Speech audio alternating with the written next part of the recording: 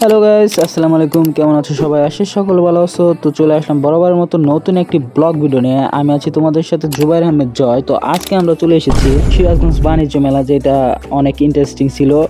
তো পুরো ব্লগটা তোমরা এনজয় করবা আশা করি। মেয়েদেরকে বলতেছি, এই ব্লগে এমন এমন কিছু ডল দেখানো হবে যেগুলো দেখে তোমরা পুরো লিটারালি ক্রাশ খেয়ে যাবা।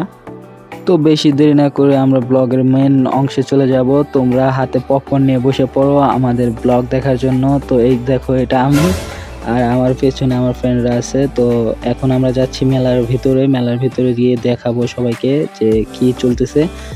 তো ফার্স্টে মেলার ভিতরে ঢুকতে টিকিট ক্রয় করতে হয়। তো আমরা টিকিট নিয়েছিলাম 3টা। এটা হলো মেয়েদের কসমেটিকের দোকান।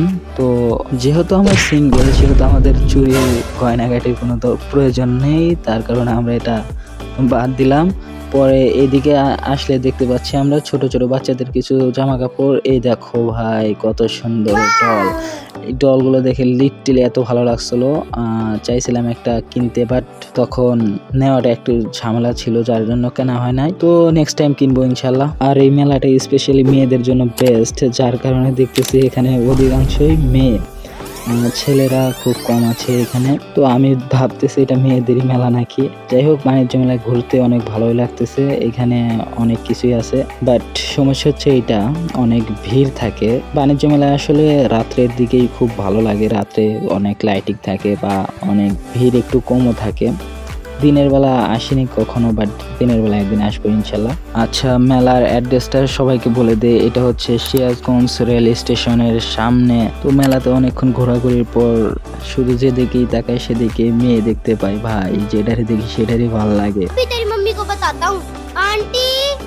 Sorry sorry sorry sorry sorry মানে সিঙ্গেল লাইফ এইরকমই বোধ হয়। তো যাই হোক, আমরা এখন মেলার মধ্যে ঘোরাঘুরি করতেছি, অনেকক্ষণ যাব।